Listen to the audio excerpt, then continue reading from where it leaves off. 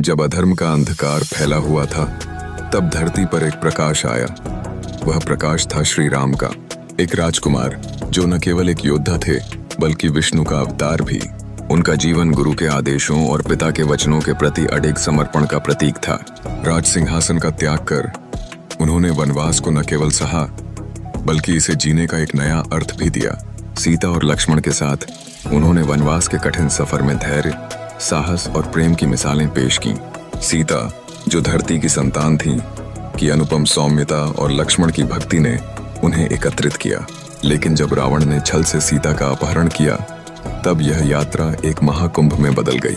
श्री राम ने कार्यभार संभालते हुए एक योद्धा के रूप में प्रकट हुए।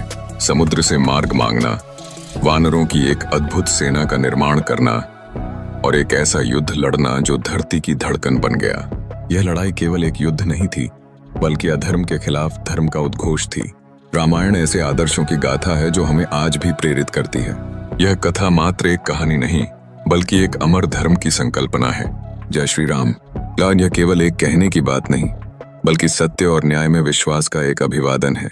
जब अधर्म का अंधकार फैला हुआ था, तब धरती पर एक प्रकाश आया। वह प्रकाश था श्री राम का, एक राजकुमार जो न केवल एक योद्धा थे बल्कि विष्णु का अवतार भी।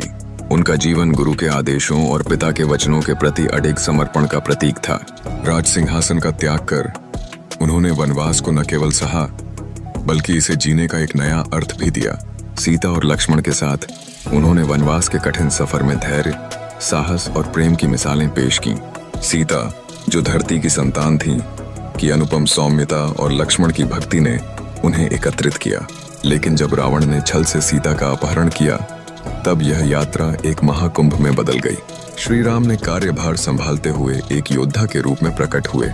समुद्र से मार्ग मांगना, वानरों की एक अद्भुत सेना का निर्माण करना और एक ऐसा युद्ध लड़ना जो धरती की धड़कन बन गया। यह लड़ाई केवल एक युद्ध नहीं थी बल्कि अधर्म के खिलाफ धर्म का उद्घोष थी। रामायण ऐसे आदर्शों की गाथा है जो हमें आज भी प्रेरित करती है। यह कथा मात्र एक कहानी नहीं बल्कि एक अमर धर्म की संकल्पना है। जय श्री राम। यह केवल एक कहने की बात नहीं बल्कि सत्य और न्याय में विश्वास का एक अभिवादन है।